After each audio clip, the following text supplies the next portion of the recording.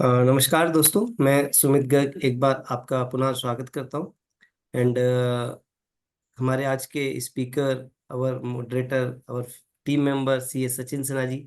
Sir, welcome to you on this your own channel thank team you sir. कासा, where we are regularly discussing on the income tax and other issues. और आज का हमारा जो last 3 days बचे हैं ITR filing से related, उस पर डिस्कशन है। उससे रिलेटेड कोई भी क्वेरी, कोई भी आपकी टेक्निकल लॉ से रिलेटेड क्वेरी है तो please post. Apart from this, कुछ बर्निंग इश्यूज हैं जो सचिन जी सबसे पहले हाईलाइट करेंगे। तो उससे पहले मैं एक बार पुनः आप सभी लोगों का स्वागत करता हूं, और उम्मीद है कि इसके माध्यम से आप लोग मनीष जी को भी फरीदाबाद से देख पा रहा हूँ।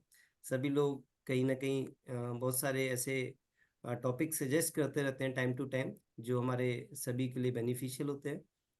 और हमारी भी कोशिश रहती है with the help of team members कि उन इश्यूज को रिजॉल्व किया जाए इन दिस वीकली मंडे मंथन series. So once again, welcome to each one of you. Now I request Sachin ji to take up the technical issue first, thereafter queries of each participant. Over to you, Sachin bhai. Thank you so much Sumit ji and good evening to all. So being on CASA platform is always like discussing in the office because we are part of this since beginning. So आज की date में since अभी सुमित जी ने बोला 3 दिन, मैं थोड़ा सा करेक्ट करूंगा टू बी मोर प्रिसाइज. 2.5 दिन बचे हैं.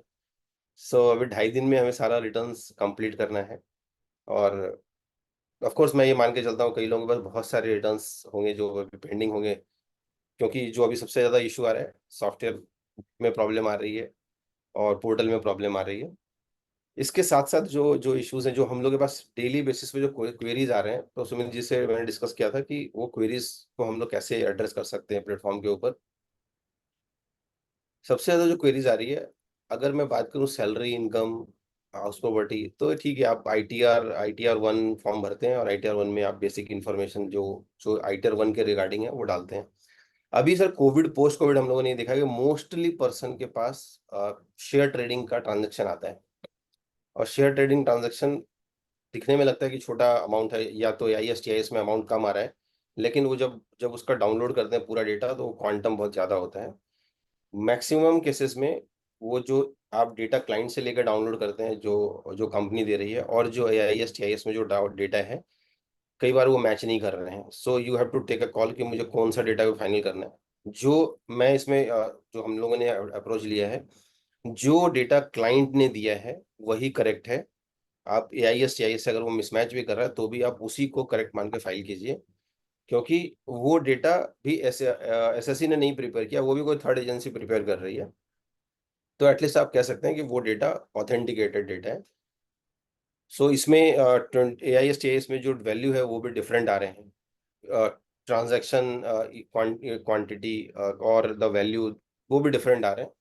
सो मेरा ये सजेशन है, और हम लोगों ने जो अप्रोच लिया है वो ये है कि आप क्लाइंट ने जो आपको डेटा दिया उसके ऊपर रिलाई कीजिए.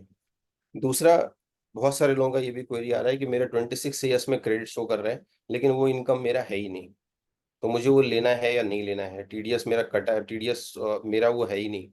सो अगर जो 26 में आ रहा है, अगर वो इनकम आपका नहीं है, तो आप उसका क्रेडिट भी मत लीजिए, और उसका इनकम तो आपको डिक्लेयर करने का जरूर, बिकॉज वो इनकम आपका है ही नहीं.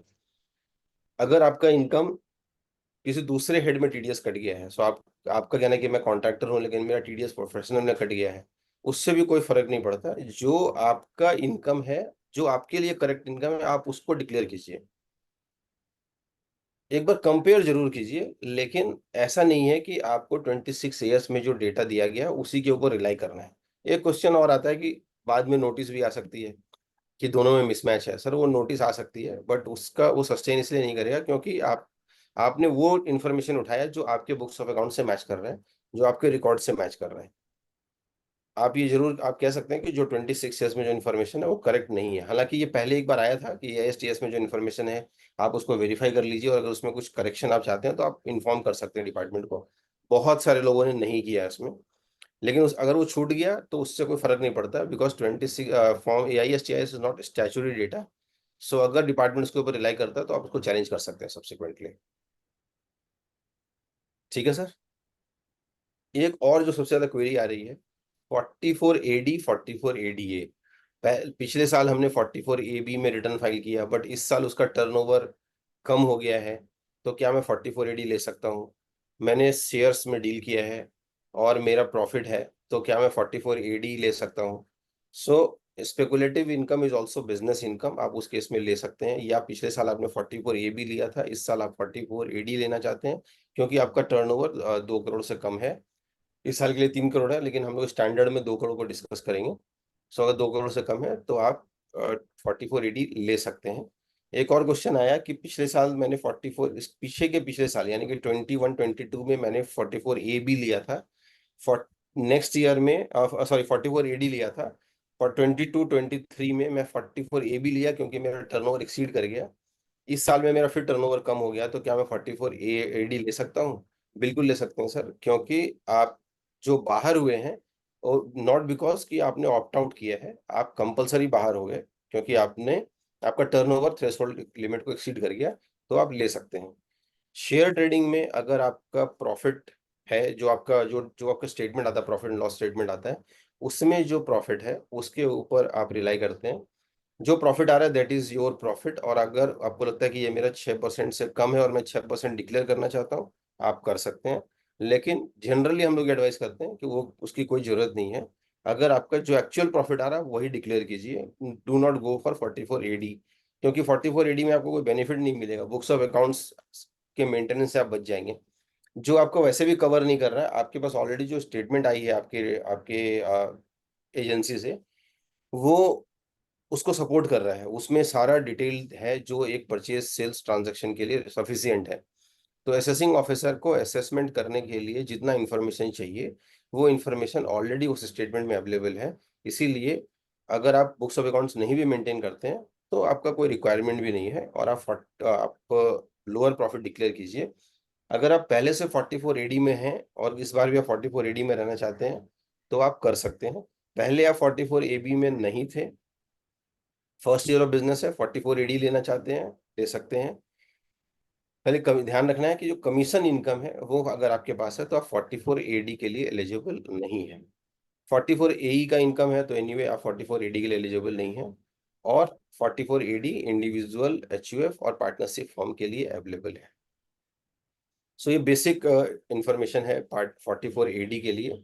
44AD में एक और सेक्शन है जो कि 4 और 5 डील करता है। वो ये कहता है कि अगर आपका पहले आपने कभी 44AB लिया है या 44AD लिया है और आप वहाँ से ऑप्ट आउट कर गए और आपने टैक्स ऑडिट कराया 44AB में, तो आप अगले 5 साल तक वापस नहीं आ सकते। तो आपको जो आप इस साल रिटर्न फाइल कर रहे हैं, अगर आपका रेगुलर क्लाइंट है तो आपको पता है उसने पहले लिया है, नहीं लिया है, कितने साल हो गए। लेकिन अगर ये फर्स्ट ईयर है क्लाइंट का, तो आपके पास, तो आपको ये चेक करना होगा कि पीछे इसने जो इसने रिपोर्टिंग की है, उसमें टैक्स ऑडिट हुआ है, एक ऑप्ट आउट किया है या कंटिन्यू कर रहा है उसमें, इस साल वो एलिजिबल है कि नहीं, ये सारा कुछ आपको चेक करना पड़ेगा। इसके साथ एक और इम्पोर्टेंट चीज़ आपको चेक करना है, वो लोग जिनका 44AB जिनके ऊपर एप्लीकेबल नहीं होता, समझिए किसी का बिज़नेस से इनकम 8 करोड़ रुपए है, लेकिन उसका सारा ट्रांज़ैक्शन बैंकिंग चैनल के थ्रू है। तो उसका टर्नओवर अगर 8 करोड़ है, तो वो टैक्स ऑडिट के लिए एलिजिबल नहीं है, क्योंकि टैक्स ऑडिट में जो प्रोविज़ो क्लॉज़ है, वो ये कहता है कि अगर 5% से ऊपर आपने कैश रिसीट किया है और 5% के नीचे अगर कैश रिसीट किया है और 5% नीचे आपने कैश पेमेंट किया है, तो आपके लिए जो लिमिट है, वो 1 करोड़ से बढ़ के 10 करोड़ हो जाएगा। सो अगर आप 8 करोड़ वाले में फ़ॉल करते हैं, तो आपके केस में 44AB अवेलेबल नहीं है, 44AD भी अवेलेबल नहीं है। सो आपके लिए जो ड्यू डेट है, वो 31st जुलाई है, ना कि 30th अक्टूबर 31st अक्टूबर। सो ये आपको ध्यान में रखना है सर कि 31st जुलाई का जो मेरा टारगेट डेट है, उसमें मेरे जो क्लाइंट एप्लीकेबल हैं, वो सारे फॉल कर रहे हैं, और हम उसने सबको कवर किया है या नहीं किया है। ये थोड़ा हमने डिस्कस किया 44AB एडी के ऊपर। इसके साथ-साथ में थोड़ा आईटीआर को भी टच करते हैं, क्योंकि आईटीआर में बहुत सारे अभी इश्यूज़ आ रहे हैं, और सबसे ज़्यादा जो इश्यू आ रहा है, वो आ रहा है एसेट लायबिलिटी का डिटेल को फिल अप करना। अगर कोई एसएससी नॉन रेसिडेंट है, सॉरी, अगर कोई एसएससी रेसिडेंट है और उसका इंडिया में एसेट है और उसका टोटल इनकम 50 लाख को एक्सीड कर रहे हैं, तो जो इंडिया में उसका एसेट है, उसको वो डिक्लेयर करना है।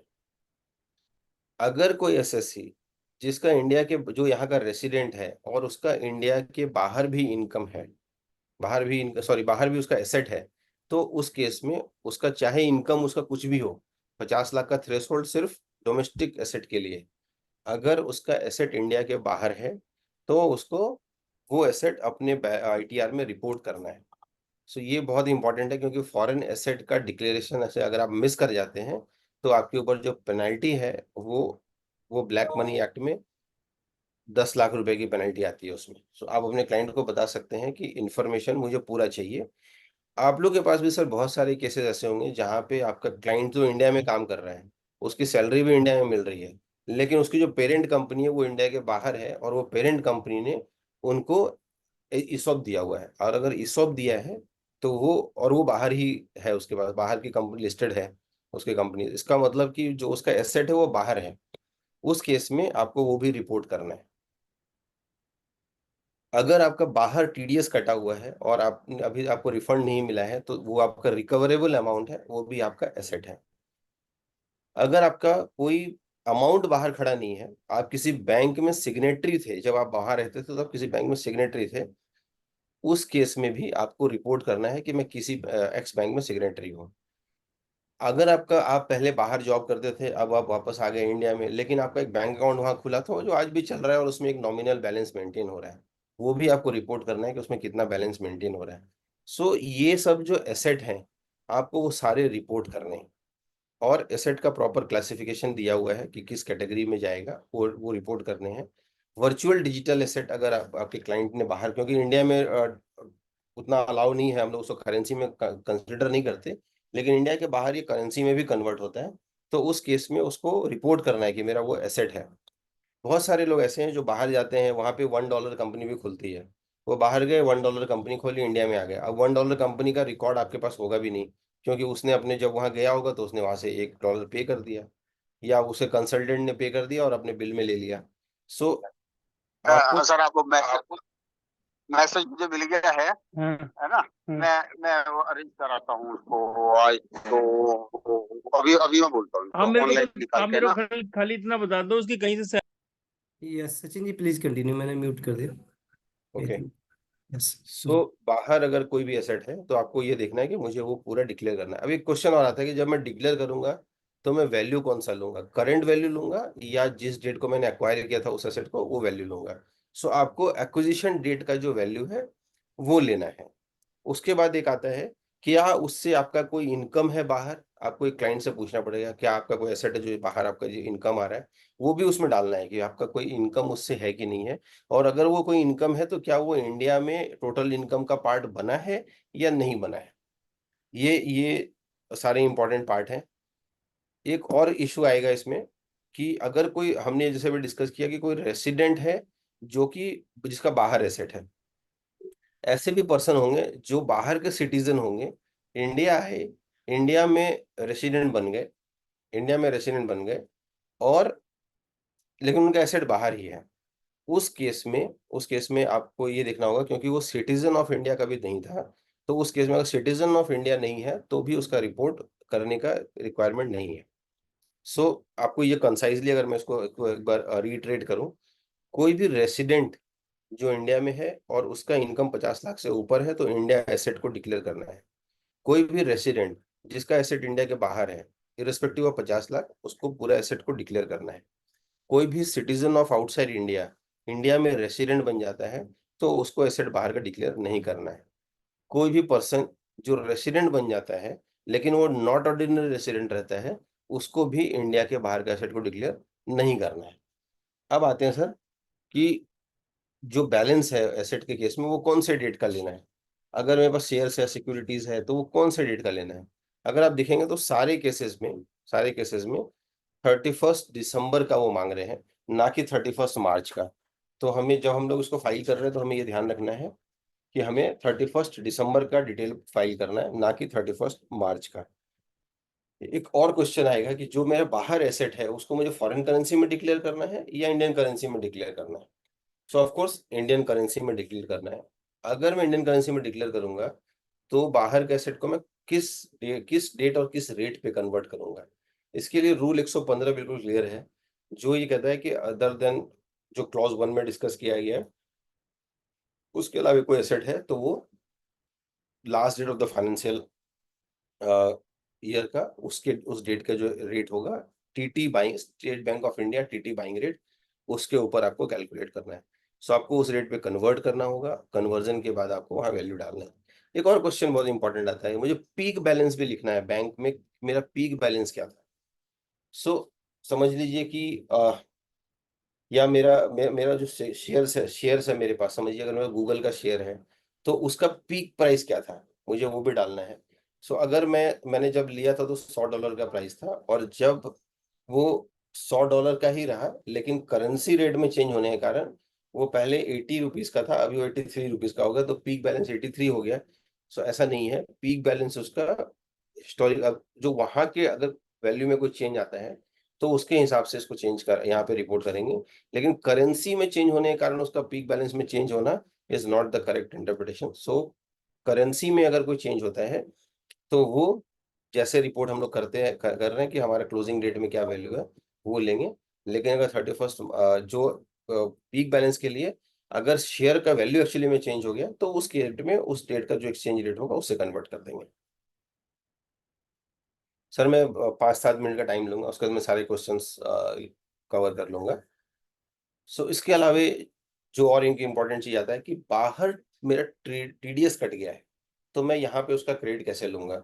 सो इंडिविजुअल के केस में भी आपको बहुत सारे मिलेंगे, एम्प्लॉय बाहर गया, कुछ दिन काम किया और इंडिया में वो रिटर्न फाइल कर रहा है, रेसिडेंट ही है वो, रेसिडेंट ही रहा, इंडिया में रिटर्न फाइल कर रहा है, और बाहर के इनकम जो है क्या वो इनकम इंडिया में भी वो कवर करेगा, इनकम ग्लोबल इनकम पर्पस के लिए। सो ट्रीटी में ये एक्ट में भी ये बोला गया है कि अगर कोई बाहर का इनकम है तो उसको मैं यहाँ पे तभी लेके वो वहाँ टैक्स होगा जहाँ उसने सर्विस रेंडर किया है। सिंस उसने सर्विस रेंडर आउटसाइड इंडिया किया है तो उस केस में उसका इनकम हम यहाँ पे नहीं लेके आएंगे।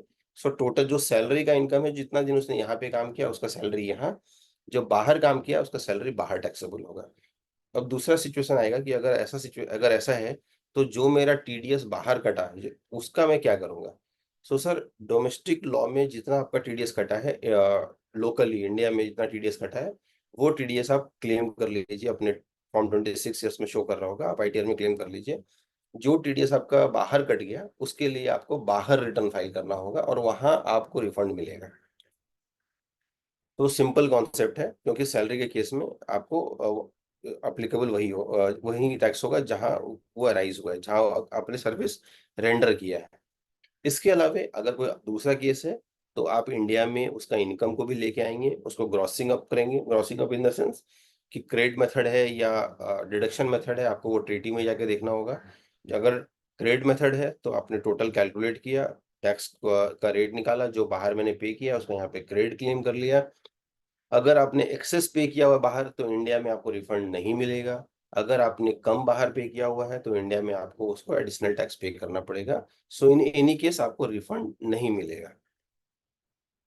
सो क्रेडिट के लिए 120 रूल 128 है जो डिटेल्ड में कवर करता है, और फॉर्म 67 फाइल करना होगा इसके लिए, जो कि जिसको फाइल करना अपने आप में एक चैलेंज है, और वो रिटर्न फाइल करने के पहले करना है, लेकिन बाद में इसमें अमेंडमेंट आ गया कि आप closing of the financial year तक भी कर सकते हैं।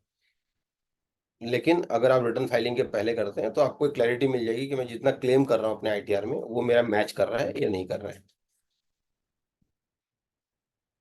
इसके अलावा सर एक और चैलेंज आता है जो आईटीआर में हम लोगों ने भी देखा है कि एसएससी का नंबर ऑफ डेज स्टे कितना किया इंडिया में आपको वो भी फिलअप करना है। इसका मतलब जितना दिन तो आपके पास उसका पासपोर्ट का डिटेल होना चाहिए, या एसएससी खुद लिख कर दे कि मैं कितना दिन इंडिया में स्टे किया हूँ। ये चैलेंज कब आता है, स्पेशली जब वो ड्यूरिंग द ईयर में अगर वो बाहर गया है और 6 महीने के पहले चला गया तो आप कह सकते हैं कि एम्प्लॉयमेंट के पर्पस के लिए गया है, तो सेक्शन 61C अप्लाई करेगा, उसका एक्सप्लेनेशन अप्लाई करेगा। इस केस में वो रेसिडेंट नहीं बनेगा। लेकिन जहाँ पे वो जाना आना करता रहता है और नंबर ऑफ डेज भी आप काउंट कर सकते हैं अपने पासपोर्ट के थ्रू, उस केस में आपके पास अगर पासपोर्ट की कॉपी आपको मिल जाती है क्लाइंट से तो that would be a good evidence.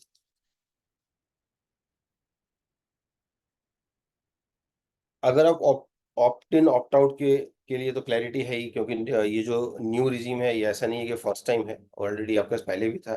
So last year भी हम लोगों ने किया कि अगर आप ऑप्ट इन कर रहे हैं, सो लास्ट ईयर में जो था कि आपके पास ओल्ड रिजीम बाय डिफॉल्ट था, न्यू रिजीम ऑप्शनल था। अभी उल्टा है, अगर ओल्ड रिजीम में आप फाइल कर रहे हैं तो वो आपको उसके लिए फॉर्म भरना पड़ेगा, और अगर आप न्यू रिजीम में है तो वो बाय डिफॉल्ट न्यू रिजीम में कवर करेगा। इसके अलावे जो चैलेंजेस आएंगे रिटर्न फाइलिंग में, वो हमने 44 एडी ये डिस्कस कर लिया। और इसमें जो सबसे इम्पोर्टेंट चीज है कि कब बैलेंस शीट या फाइनेंशियल स्टेटमेंट लगा कर देना है या नहीं देना है। सो ये बहुत बार क्वेश्चन आता है कि हमने रिटर्न फाइल किया और वहां से ये आ गया कि आपने स्टेटमेंट फर्निश नहीं किया या आपने गलत आईटीआर सेलेक्ट कर लिया। सो आईटीआर का सिलेक्शन भी बहुत इंपॉर्टेंट है कि आप कौन सा आईटीआर सेलेक्ट कर रहे हैं। कंप्लीट डिस्क्रिप्शन देख के तभी आईटीआर को सेलेक्ट करना है। ऐसा नहीं है कि लास्ट ईयर आपने अगर आईटीआर 1 किया था तो आपको इस बार भी 1 करना है। आपको उसके लिए कंप्लीट डिस्क्रिप्शन, एसएससी का क्या क्या कैटेगरी ऑफ इनकम है, एसएससी किस कैटेगरी में फॉल कर रहा है, उसके लिए जो करेक्ट फॉर्म है वो सिलेक्ट करना है। और तो हम लोगों ने 44 एडी ए भी कवर कर लिया। बुक्स ऑफ अकाउंट्स की अगर बात करें तो शेयर ट्रेडिंग के केस में जैसा मैंने बताया कि अगर आपका ऑडिटेबल थ्रेशोल्ड से नीचे है तो आप कह सकते हैं कि जो मुझे स्टेटमेंट मिला है वो सफिशियंट है। Otherwise 44 double A directly deal करता है सिचुएशन को, जो ये कहता है कि अगर आपका 25 लाख से नीचे का टर्नओवर और 2.5 लाख से या 2.5 लाख से नीचे का प्रॉफिट है तो इनकम है, तो आपको बुक्स ऑफ अकाउंट मेंटेन करने का जरूरत नहीं है। लेकिन शेयर ट्रेडिंग के केस में जब हम लोग कैलकुलेट करते हैं तो एक चैलेंज ये आता है कि हमारे पास जो भी डिफरेंशियल प्राइस है उसका प्लस माइनस को एग्रीगेट करते हैं और उसके बाद उसका टोटल वैल्यू निकालते हैं। अगर वो टोटल वैल्यू 10 करोड़ के थ्रेशोल्ड को एक्सीड करता है तो क्या टैक्स होल्ड होना चाहिए? टेक्निकली यस, उसका टैक्स होल्ड होगा because turn over exceeding 10 crore rupees. Future option में जनरली हम लोग वो प्लस माइनस का कॉन्सेप्ट नहीं चलता। What ever is the receipt, जो भी आपके पास आया है वो सारा रिसिट का पार्ट बनेगा, और उस केस में आपका वो इनकम ऑफ कोर्स ज्यादा हो जाता है क्योंकि वो उसमें हम वॉल्यूम में डील करते हैं। सो परसेंटेज पे हमने डिस्कस कर लिया 6%, 8%। और इस बार जो एडिशनल है बेनिफिट आपके पास वो ये है कि मेरे पास 3 करोड़ तक का लिमिट है 44 एडी में, और 75 लाख तक का लिमिट है 44 एडीए में। लेकिन कंडीशन ये है कि जो सारा ट्रांजेक्शन वो बैंक के थ्रू होना चाहिए। परसेंटेज दिया हुआ इतना परसेंट से ऊपर अगर आपका बैंक के थ्रू हो रहा है देन इट इज अलाउड कि आप 75 लाख को भी ले सकते हैं। सो बेसिक अंडरस्टैंडिंग, अब आज के डेट में हम लोगों ने अपने 90% रिटर्न फाइल कर चुके होंगे। सो अगर कुछ, अब हम लोग सीधा क्वेरी पे जंप कर देंगे। इंटरेस्टिंग पार्ट यही रहेगा कि हम लोग क्वेरी को डिस्कस करें। Yes Sachin ji, perfect.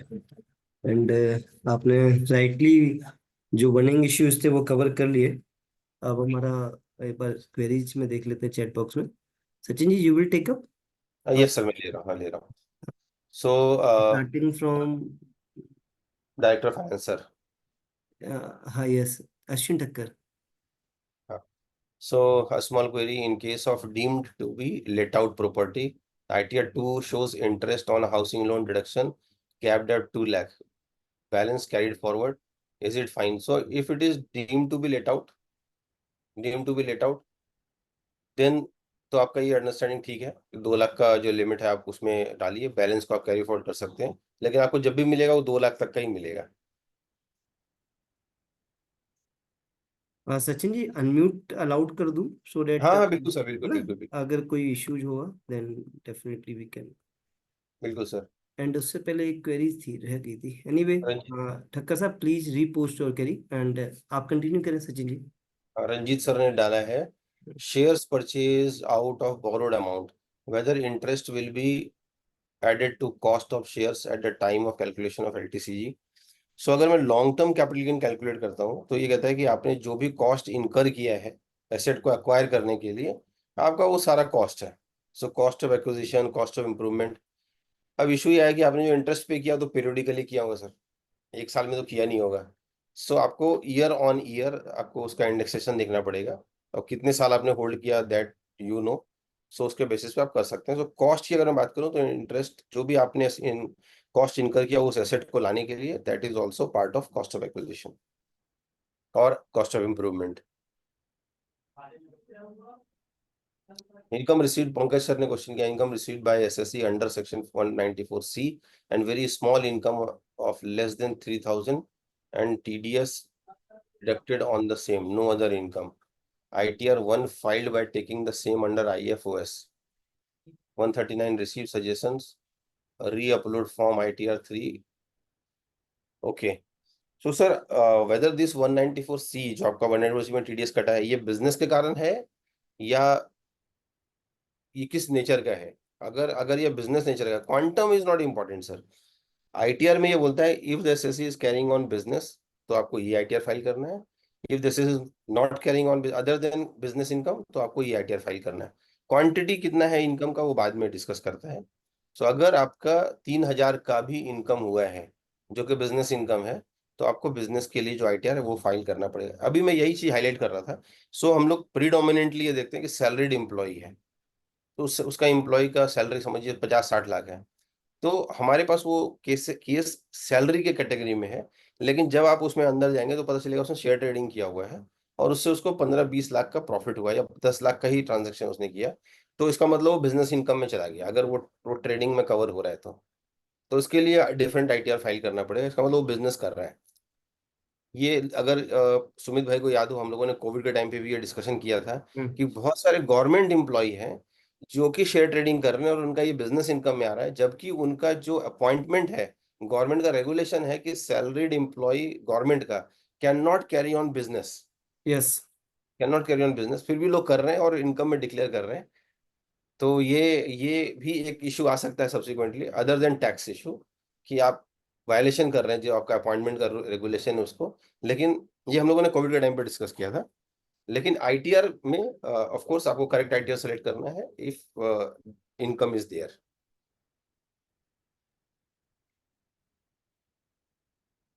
Pranjal Arora query how the RSU are to be reported in ITR. So restricted unit है सर, ये भी आपका एसेट का पार्ट है and that is to be reported. Ashish ji की क्वेरी है ESOP of parent company sold outside India. Exercise and sale happen within a month. It it must must be be disclosed under discount, STCG or it's a it will short be term test. Capital gain. So आपने exercise किया, आपको receive हुआ और आपने 1 महीने के अंदर बेच दिया, सो 12 मंथ से कम रखा आपने तो शॉर्ट टर्म कैपिटल एसेट बन गया है आपका। सो और आपने ट्रांसफर किया है, गेन हुआ है, short term capital gain. Tax rate normal पे टैक्स रेट होगा, सो टैक्सिंग उसका नॉर्मल पे होगा, सो 30%। Yes. अभी इसके बाद अभी करंट ईयर की बात करें जो बजट के बाद तो सिचुएशन चेंज होगा, लेकिन अभी के लिए तो यही है। और ये इनकम इंडिया में टैक्सेबल नहीं होगा। अग- Yes. आशीष जी वाले में मैं एक चीज ऐड कर देता हूँ कि अगर ये शेयर बाहर की कंपनी का मिला है और बाहर ही आपको मिला भी और बाहर ही आपने सेल कर दिया, इंडिया में टैक्सेबल नहीं होगा। Right.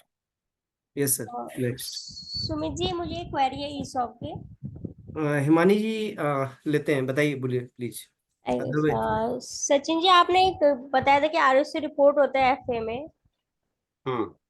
बट ये होता किस उसमें है, मतलब शेड्यूल में A3 में बोलते हैं कि A3 में होता है जिसमें लिखा हुआ है कि फाइनेंशियल इंटरेस्ट, बट उसी में ही होता है वैसे तो। बट क्या है एक्चुअली मेरा एक गूगल का एक क्लाइंट है, वो उनके एक यूटिलिटी है उसमें वो शो हो रहा है A4 के D ऑप्शन में, D सेक्शन में। तो A4 का D में क्या है मैम? ये उसमें अदर देन कैपिटल एसेट लिखा हुआ है उसमें।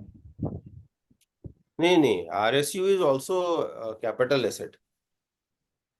RSU इज तो ऑल्सो नहीं, हमें कैपिटल। A3 में नहीं दिखाएंगे, शो नहीं करेंगे इसको, मतलब क्योंकि हाँ ESOP तो वैसे भी फाइनेंशियल इंटरेस्ट है, तो A3 में ही शो होता है ना वो तो।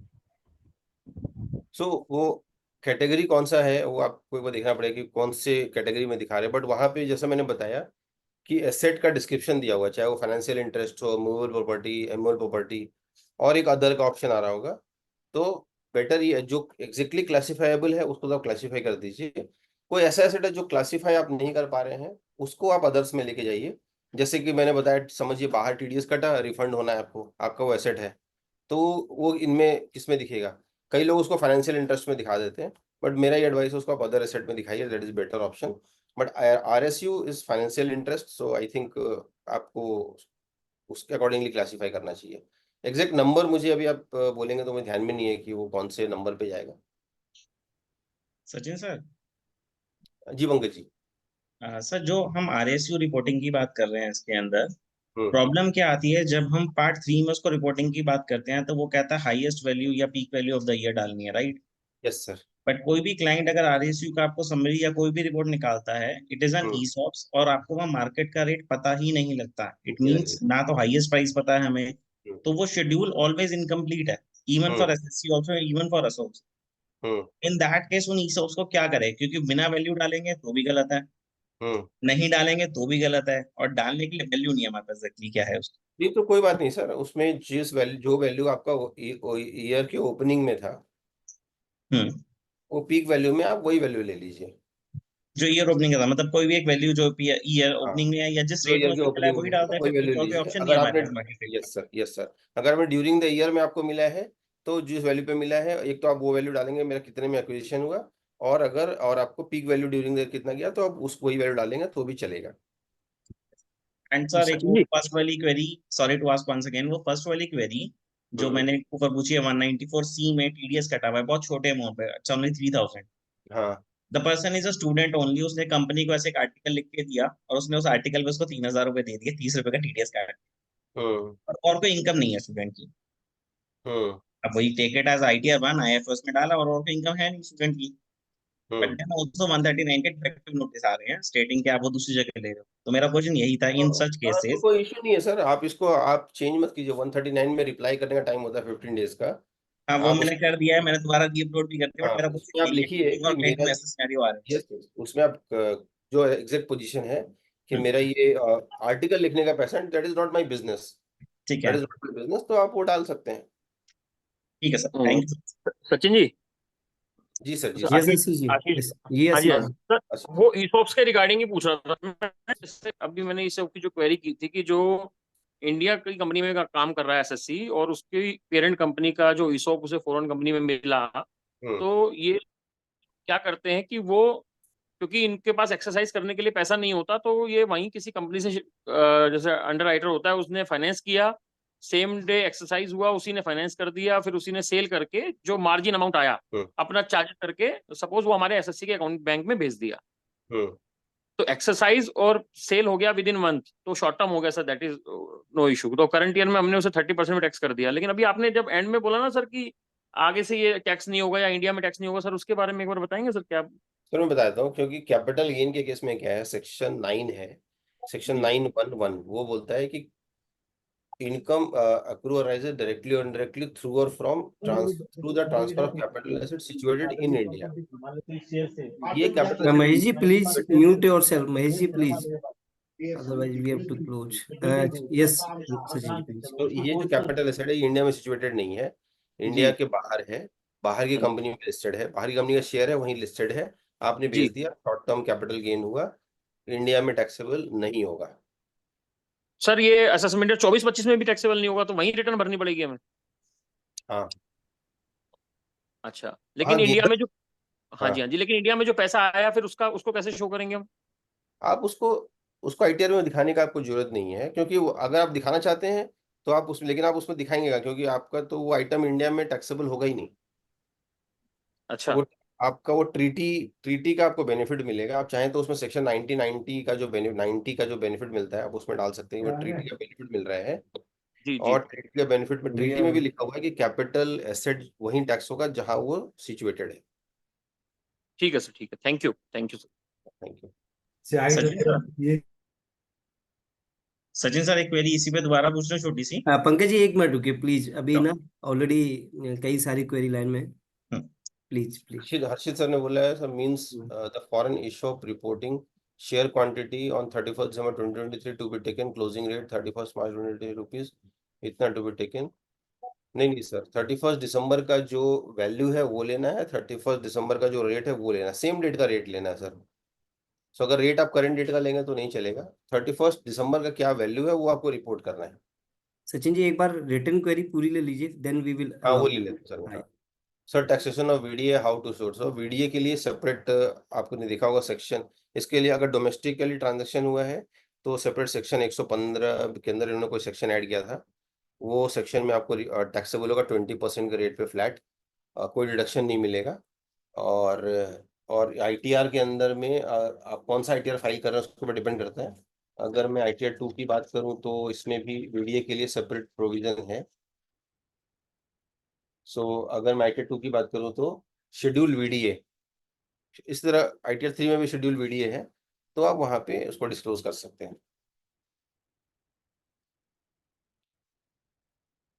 Clear sir?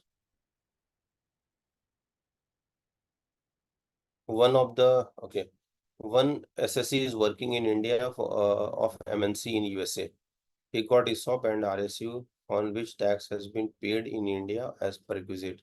He did not file from W8 form and result was tax deducted in USA 31.2%, which he has to file. Sir, he has to file ITR in USA. वहीं उसको refund claim करना पड़ेगा, India में refund नहीं मिलेगा इसका। पहले तो इंडिया में इसका टीडीएस कटना ही नहीं चाहिए था, लेकिन काटा है तो गलत काटा है, लेकिन अभी कट गया। तो आप जो एक्सेस कट गया आप उसका ऑफ कोर्स यहाँ जो एक्सेस कटा आप उसका रिफंड मांग सकते हैं, क्योंकि इनकम यहाँ टैक्सेबल नहीं तो मेरे को रिफंड वापस करो, अब मैं टीडीएस जो कटा है। लेकिन जो बाहर है आपको बाहर को पे करना पड़ेगा, और बाहर अगर आपका कट गया तो भी आप रिटर्न फाइल करके उसका, अगर वहाँ पे टैक्सेबल है तो टैक्स पे कर दीजिए, नहीं है तो रिफंड क्लेम कर लीजिए।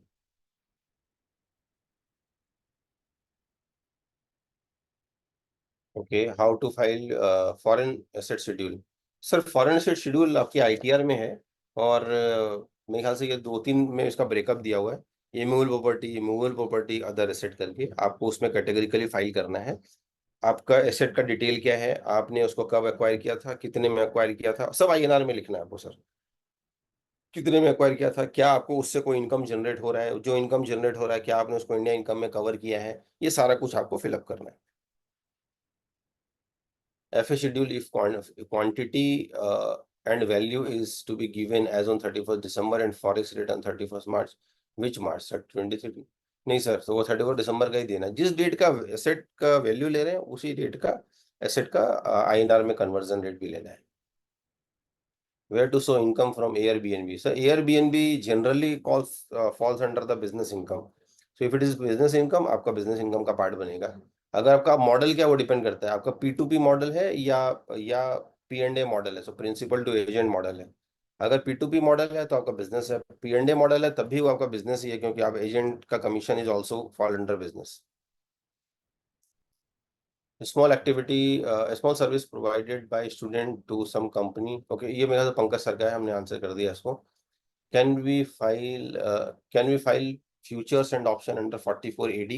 So 44AD is also business income, is for business income. अगर आपका फ्यूचर ऑप्शन में business is also business income, अगर वहाँ बिजनेस इनकम है, आप 2 करोड़ के नीचे हैं तो आप कर सकते हैं, लेकिन उसमें 44AD में सर रेट दिया हुआ 6%।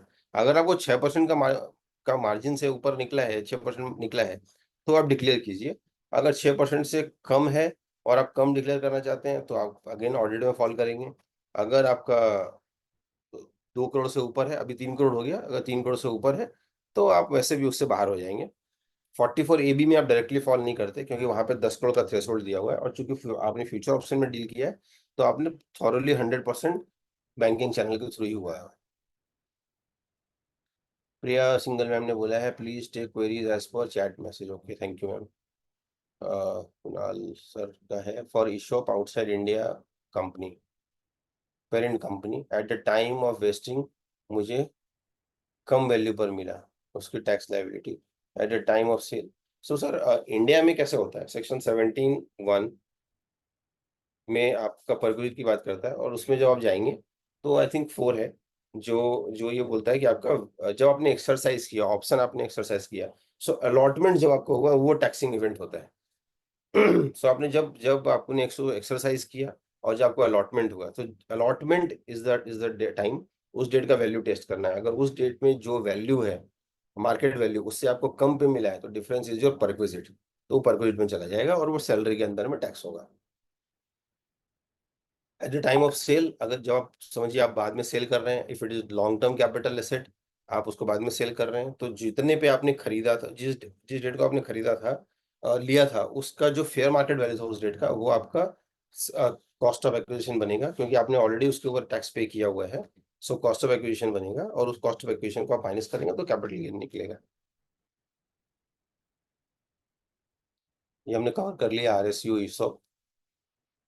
While filing Form 10IA, there is an error, invalid format of ARN as PAN number, auto-populated of SSC, but disability is for son.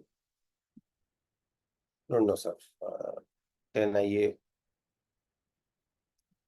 Can we offer partners simulation under 44AD, 44AD? No, sir. 44AD, 44AD में partner simulation will not go, because वहाँ पे लिखता है person carrying on business. Partner is not carrying on business directly. Partner is carrying on business in behalf of firm. So firm is carrying on business and not the partner. iPhone, I have dividend income from my overseas investment in equity shares of listed companies. DTAA is there between these two countries. I have bought these shares in many years on various dates. Could you please let me know the following? In FA in ITR 2, how will I show all these multiple dates? And so yes sir, you can add the column, I can add the row, and आप उसमें डाल सकते हैं. And can I get a refund of TDS paid outside India on my dividend income? Sir बाहर में refund का आपको मिलेगा, अगर आप बाहर ITR फाइल करके रिफंड ले रहे हैं तो आपको बाहर मिलेगा। इंडिया में आप उसका क्रेडिट ले रहे हैं तो आपको रिफंड नहीं मिलेगा। शुभम सर का क्वेश्चन है, surrender of flat to builder under consumer court over order and 5 lakh above amount deposited, no possession received, is liable to be taxed under other source or capital gain or capital receipt.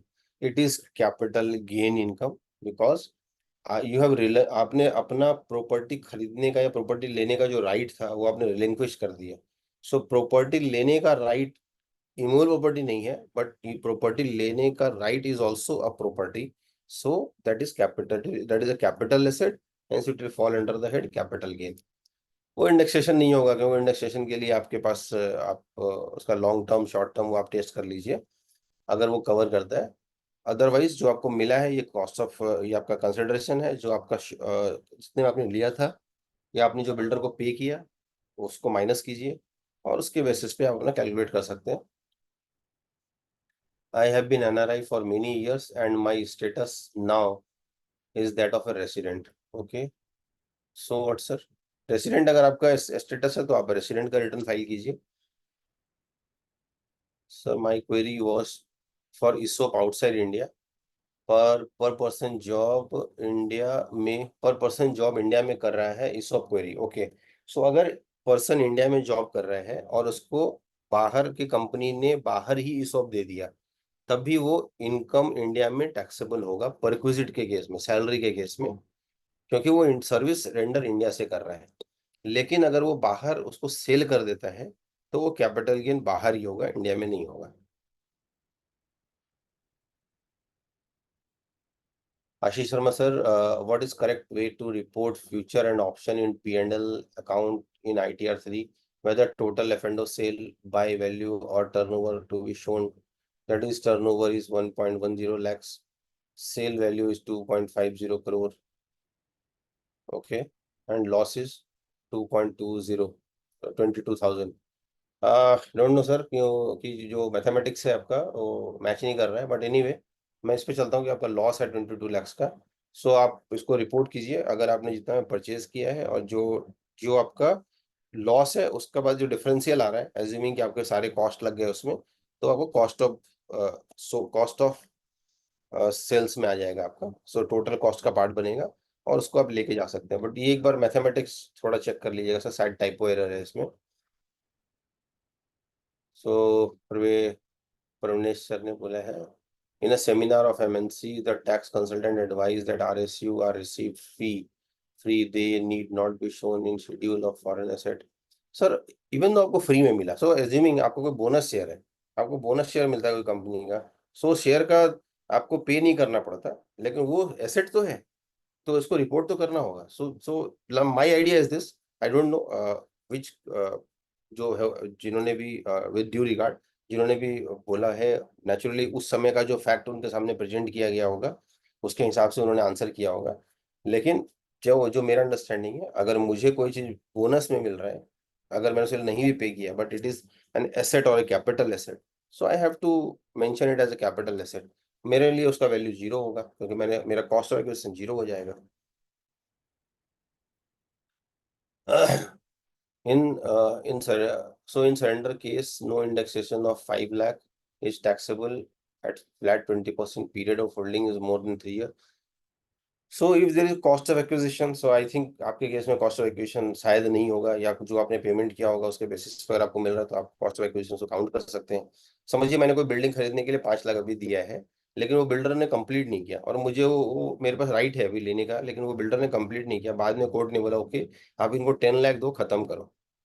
सो जो मैंने इसका, अब आप मेरा right, मैं अपना right छोड़ रहा हूँ, मैं उसमें मुझे उसको प्रॉपर्टी नहीं मिलेगी, तो मैंने अपना राइट जो खरीदने का राइट था वो मैंने छोड़ दिया। तो मैंने 10 लाख में छोड़ा है, तो 5 लाख माइनस 10 लाख, अगर 5 लाख मेरा मैंने पैसा दिया है तो उसे इंडेक्स करने का मुझे मिलना चाहिए, जब तक ये लॉन्ग टर्म है। अब नए रिजीम, अगर आप कैपिटल गेन का जो न्यू रिजीम है उसमें नहीं मिलेगा कुछ इंडेक्सेशन वगैरह। If turnover of F&O transaction is 60 lakh and loss of rupees 3 lakh, tax audit required if we want to carry forward loss. So in that case, अगर आपका 60 लाख है, अब आप देखिए पहले आपका टैक्स ऑडिट हुआ है, आपने 44 AD में ऑप्ट आउट किया है, पहले आप 44 AD में थे, फिर आपने ऑप्ट आउट किया, तब तो कवर होता है। अगर आपका फर्स्ट ईयर ऑफ बिजनेस है, then no need to go for tax audit, आप डायरेक्टली फाइल कीजिए और लॉस को कैरी फॉरवर्ड कर सकते हैं। टैक्स ऑडिट से carry forward non carry forward का कोई फर्क नहीं पड़ता। ओके सुमित भाई, सो यहाँ तक हमने सारा कवर कर लिया, अगर आप ओपन करेंगे तो मैं डिस्कस कर सकता हूँ।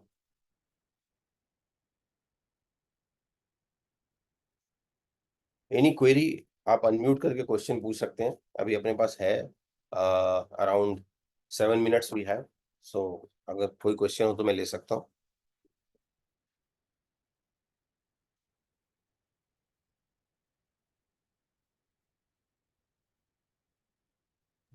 जी सचिन जी। मैं कह रहा हूँ अभी अपने 6-7 मिनट है, अगर कोई क्वेश्चन है तो हाँ अनम्यूट हाँ करके ले हाँ, लेते मैं हैं। म्यूट अलाउ कर दिया। क्विकली मैं रिक्वेस्ट करूंगा सभी से, क्योंकि सर ईसॉप और आरएसयू में क्या डिफरेंस बताया था आपने? यस हर्षित जी। सो सर बेसिकली अगर देखिए ई शॉप तो आपको एम्प्लॉयमेंट, ये बेसिकली क्या होता है, ये कैरेक्टर ऑफ इक्विटी है जो आपको डिफरेंट मोड्स में मिलते हैं। सो ईसॉप में एक अरेंजमेंट होता है कि अगर एम्प्लॉय मेरे पास एक सर्टेन पीरियड से है और सर्टेन पीरियड तक के लिए उसको रिटेन करना चाहते हैं, तो आप उसको ईसॉप देते हैं। और आरएसयू इज बेसिकली यूनिट्स होते हैं जो आप जो रेस्ट्रिक्टेड टर्म्स पे आपको मिलते हैं। Others please be quick and ask your query so that Sachin ji को भी रिक्वायर अदर ऑक्यूपेंसी है, तो मैं रिक्वेस्ट करूंगा quickly. Hello. Yes ma'am please Milan ji. हाँ सर, मेरी एक्चुअली फॉर्म 10 IA के लिए थी, जो 80U और 80DD के लिए अपन को फाइल करना पड़ रहा है ना फॉर्म, अभी उसके लिए था। हम्म। तो सर तो उसमें ये है कि डिसेबिलिटी के केस में, हाँ डिसेबिलिटी के केस में, तो असेसी के जो सन है उसको है डिसेबिलिटी, 80DD के लिए क्लेम करना है। तो वहां पे लेकिन जब मैं फाइल कर रही हूँ तो वो अपने आप जो आता है ऑटो पॉपुलेट होके वहां पे पैन नंबर आता है असेसी का और उसका ही नेम आ रहा है। उसको करेक्ट। चेंज कर रही हूँ तो वेरिफिकेशन में भी चेंज हो रहा है, और फिर एंड में जब मैं जा रही हूँ तो फिर वो इनवैलिड फॉर्मेट फॉर ARN बता रहा है, फिर वो फाइल नहीं हो पा तो रहा। आपको आपको वो पैन क्यों चेंज करना चाह रहे हैं? एसएससी के पैन से ही आपने लॉगिन किया होगा। हाँ बट वो वहां पे जो आएगा ना, this is to certified that, वहां पे भी एसएससी का नेम आ रहा है, जबकि सर्टिफिकेट तो बेटे के लिए है ना उनके, इसलिए। तो सर्टिफिकेट उस ओके सन का है, ठीक है, वो तो टेक्निकल इशू हाँ होगा, लेकिन इसमें डॉक्टर का भी सर्टिफिकेट लगेगा। हाँ, वो तो मैं अटैच कर रही हूँ, बट वो नेम मैं चेंज कर रही हूँ ना, तो शायद ये प्रोफाइल मैच करता है। ARN वाली जो एरर होती है वो शायद प्रोफाइल के लिए होती है, तो आप तो कौन वो सा इस वजह सॉफ्टवेयर यूज से। कर रहे हैं, कौन सा सॉफ्टवेयर यूज कर रहे हैं? सॉफ्टवेयर तो कंप्यूटेक्स। तो एक बार ना कॉम्प्यूटेक्स में आप बात कीजिए कि मेरे को ये दिक्कत आ रही है, they will definitely help you ma'am. Okay okay sir, ये ठीक ये है। ये सॉफ्टवेयर का इशू है, लॉ हाँ, एकदम क्लियर है और इसमें। मेरे को ऐसा लग रहा है सॉफ्टवेयर का ना होके पोर्टल का इश्यू है, बिकॉज सॉफ्टवेयर से नहीं हो रहा है, पोर्टल पे भी अगर मैं अलग से भी फाइल कर रही हूँ तो भी वहां पे वही दिक्कत हो मे रही बी है। मे बी मतलब मेरा ये कहने का मतलब है कि लॉ एकदम क्लियर है, हाँ और हाँ आपका पॉइंट है, आप बिल्कुल वैलिड पॉइंट पे जा रहे हैं। सो एक बार ठीक है। इसको तो प्लीज चेक ग्रीवेंस करवा दें, वो मतलब पोर्टल से ही ठीक करनी पड़ेगी ना, तो एक बार प्लीज चेक करवा लीजिए पोर्टल पे भी, शायद पोर्टल से कुछ इशू आ रही होगी। Shubham ji, you want to ask? Yes yes I yes want to please, ask something. Please please. तो सर बहुत क्विकली मेरा बस एक ये है कि जैसे सरेंडर वाले केस में असेसी को डिलेड पोजीशन की वजह से कंज्यूमर कोर्ट में गया, उसके बाद 5 लाख अवॉर्ड हुआ है। तो ये 5 लाख में इसमें ये है, मैंने काफी केस लॉस भी देखे इसमें। एक आईटीओ का लेटेस्ट है जगदीश चंद्र मल्होत्रा में, उसमें हम्म कैपिटल गेन तो माना है इसको, हम्म बट आगे कुछ बात नहीं लिखी पूरी कि भाई इसमें इंडेक्सेशन मिलेगा नहीं मिलेगा, पार्शली अलाउड करी हुई। ओके। सो सर तो सर कैपिटल गेन है, अमाउंट छोटा सा है, बस इसलिए पूछना था। मैंने जैसे आपको डिस्कस किया अभी, कैपिटल गेन है, इसमें कोई डाउट नहीं है।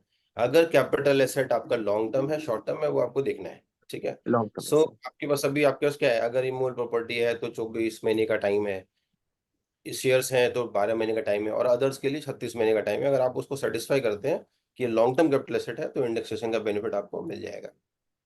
Okay hello okay sir, thank hello you. Yes Rajnish sir please. Rajnish sir.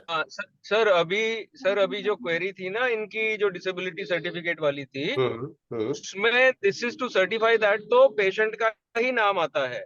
हाँ मतलब उसमें मैंने खुद आईटीआर नॉर्मल गवर्नमेंट यूटिलिटी पे अपलोड किया है, और नीचे जिस जो रिटर्न फाइल कर रहा है उसका अपने आप आ जाएगा। करेक्ट, आप बिल्कुल सही कह रहे हैं सर।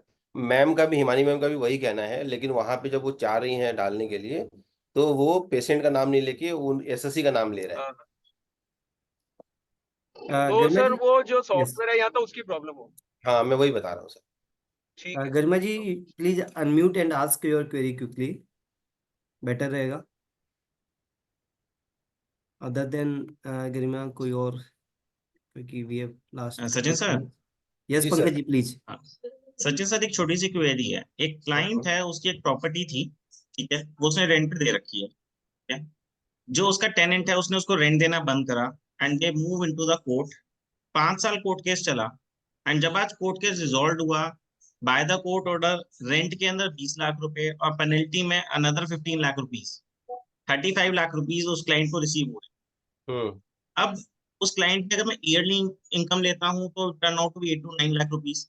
बट आज वो 5 साल का पैसा इकट्ठा होकर मिल रहा है, which is a two type condition, 20 for the rent part and 15 for the penalty part. Income के कौन से हेड में कैसे रिपोर्ट करेंगे, और क्या मुझे इस बार वो 20 लाख की इनकम बुक करके पूरे, या 35 की बुक करके टैक्स पे करना होगा? तो इसका मतलब जितना दिन आपका कोर्ट केस चला, आपने उसमें कोई इनकम डिक्लेयर नहीं किया? बिल्कुल सर, 5 साल रिटर्न में कोई इनकम डिक्लेयर नहीं है। तो आज आपको सारा मिल रहा है।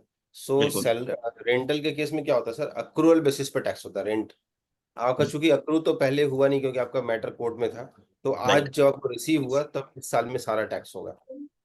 ओके लेकिन वो सिर्फ रेंटल इनकम टैक्स होगा। जो पेनल्टी का पैसा मिला है, that is kind of compensation to you, so वो कंपनसेशन इज नॉट इनकम पर से, टैक्स नहीं होगा राइट। वो। इवन आईएफएस में भी नहीं जाएगा सर वो कंपनसेशन पार्ट? नहीं सर, वो अदर सोर्स मेरा ऐसा है, वो मेरा इनकम नहीं है, वो मुझे कंपनसेशन मिला है। मैंने जो, राइट मैं इतना दिन केस के लिए मेरा स्ट्रगल हुआ, या मैंने जो जो मेरा मेरा वो कोर्ट ने मुझे कंपनसेट किया कि भाई आप इसको एडिशनल पैसा दीजिए कंपनसेट करने के लिए। सो राइट। मेरा इनकम नहीं है, कंपनसेशन है मेरा। ठीक है sir, thank you so much sir. Garima please ask your last हाँ क्वेरी। जी। Yes good evening sir, good evening Sumit ma'am. Sir and Sachin yes sir. Yes good evening. Sir मेरी क्वेरी ये है कि मेरा एक क्लाइंट है, तो उनका ट्रांजैक्शनल स्टेटमेंट जो मेरे पास आया है वो फॉरेन करेंसी में है, ठीक है, वो डॉलर्स में है। और उनके पास कन्वर्ट करके कोई स्टेटमेंट नहीं आएगा, वो एक्सनेस का है और वो डॉलर्स में है, जिसमें टर्नओवर और वो करेंसी ट्रांजैक्शन ही करते हैं, ठीक है, फॉरेक्स करेंसी ट्रांजैक्शन, जिसमें इनकी टर्नओवर टोटल है 6 लाख, वो डॉलर्स में ही आ रही है, $6 लाख, और लॉस आ रहा है $2000। तो अब मेरा और उनकी इसके अलावा सिर्फ एक सैलरी इनकम है और कोई भी इनकम नहीं है, फर्स्ट ईयर ऑफ फाइलिंग है। इस केस में हम कैसे इनकी ये वाली इनकम रिपोर्ट करेंगे? टैक्स सो ये ऑडिट रिक्वायर्ड किस है या चीज के, कौन नॉर्मल? से सोर्स से इनकम है मैम इनका? जी सर। सोर्स ऑफ इनकम क्या है? एक तो सैलरी इनकम है सर, और दूसरा यही ट्रांजैक्शन है इनके, कैपिटल गेन के ही कह सकते हैं हम लोग, बट इस शेयर ट्रांजैक्शन है सर, बट ओके। ये करेंसी फॉरेक्स में एक्सचेंज करते हैं, और जैसे पर्सन यूरो, रेसिडेंट है यूरो इंडिया का ग्रिड। या नॉन रेसिडेंट है? नहीं, रेसिडेंट है सर। ओके, रेसिडेंट है। सैलरी के लिए तो आप बाहर कर रहे होंगे, उसमें कोई इशू नहीं है। जी कैपिटल गेन के केस में आपका एसेट कहाँ सिचुएटेड है, बाहर है इंडिया में है? नहीं, असेट नहीं सर, वो करेंसी फॉरेक्स में डील करते हैं, जैसे डॉलर, ग्रेट ब्रिटेन पाउंड हो गया, ठीक है, INR, ये सारे में चेंजेस हैं उनके। एक्सचेंज के लिए हाँ, करेंसी exchange करते हैं। फॉरेक्स है सर, करेंसी फॉरेक्स मतलब जैसे फ्यूचर्स ऑप्शंस है, हम्म, ये नहीं है, इनके करेंसी ट्रांजैक्शंस हैं, ओके करेंसी के। Okay okay. जी सो इन केस में अगर अगर वो रेसिडेंट पर्सन है तो नेचुरली उसका तो ये बिजनेस इनकम में नहीं आएगा, because currency is not capital asset. हाँ, तो सर वही मैंने, अब एक्चुअली मुझे बहुत इसका आइडिया नहीं था, मैंने पढ़ा तो उसमें ये था कि बिजनेस इनकम में आएगा ये, जैसे F&O होता है ना, डेरिवेटिव्स हम लोग लेते हैं, F&O हो गया या बाकी ऐसे ट्रांजेक्शन, सेम सिमिलर ये भी ट्रीट होगा। करेक्ट। लेकिन अब मुझे बस ये नहीं समझ में आ रहा था कि ये $2000 इनके लॉस है, तो इनको हम नॉर्मल प्रॉफिट और लॉस बना के दिखाएंगे, जैसे F&O में छोटी बैलेंस शीट बनाते हाँ हैं। यस यस, छोटा बैलेंस शीट बनाइए, रिसीविंग जी। इतना, इनकम टोटल रिसीट इतना, एक्सपेंडिचर इतना, बैलेंस जो आ गया प्रॉफिट या लॉस है वो शो कर दीजिए।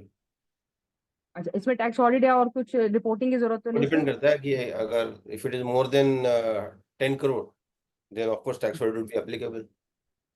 ओके। और सर ये जैसे ये ट्रांजैक्शन हो गया या F&O का हो गया, तो इसमें 10 करोड़ से कम अगर टर्नओवर है तो किस केसेस में टैक्स ऑडिट्स होंगे? टर्नओवर अगर 10 करोड़ से नीचे है जी। तो, और आपका 44 AD को में आप फॉल नहीं कर रहे हैं, तो आपका परसेंटेज का कुछ इशू नहीं है, आप कम परसेंटेज डिक्लेयर कर सकते हैं, tax audit not required. Okay, हाँ मतलब कम परसेंट, 8% से कम भी है तो भी टैक्स ऑडिट नॉट रिक्वायर्ड? हाँ यस मैम। सो आप समझिए कि आपका 8 करोड़ का टर्नओवर है और आप प्रॉफिट हम्म। डिक्लेयर करना चाहते हैं 2%, सो टैक्स ऑडिट नहीं लगेगा, बिकॉज 44 AB बोलता है 10 करोड़ से ऊपर होना चाहिए, आप उसमें सेटिस्फाई फॉल नहीं कर रहे। 44 AD बोलता है 2 करोड़ के अंदर होना चाहिए, अभी 3 करोड़ हो गया, 3 करोड़ के अंदर होना चाहिए, तो आप उसमें ही फॉल नहीं कर रहे, इसीलिए tax audit not required. Okay, Sir, ठीक है। Akshay Jain is asking capital gain on foreign company ESOP, whether sale purchase to be converted into INR or capital gain to be converted. So sir इसमें इसके लिए ना 40 section 48 में पूरा description दिया हुआ है Right. कि आपको आपको पहले फॉरेन एक्सचेंज जो आपने खरीदा है फॉरेन एक्सचेंज में, फिर आपने यहाँ पे बेचा है, उसको फॉरेन एक्सचेंज में पूरा कैलकुलेट कीजिए और फिर उसको जो गेन है उसको INR में निकाल के तब यहाँ पे रिपोर्ट कीजिए। Right. फिर भी मैं एक बार रिक्वेस्ट बोलूंगा कि 48 को रेफर जरूर कर लीजिएगा। Go through. Akshay, please go through once again. And now query also completed well in time. So Willing thing. special thanks to Sachin Bhai for Thank you. giving wonderful giving this precious time on the third last day of the ITR filing. And thanks to all participants for joining and attending this meetings regularly. And after 31st July, definitely we will connect and need your support in my next vision mission. So thanks to everyone on this crucial time once again. Sachin ji, anything you want to say last? Oh, thank you so much, sir. Thank you Thank so you. much. Thank you. Thanks. Thank you. Thank you, everyone. Thank you.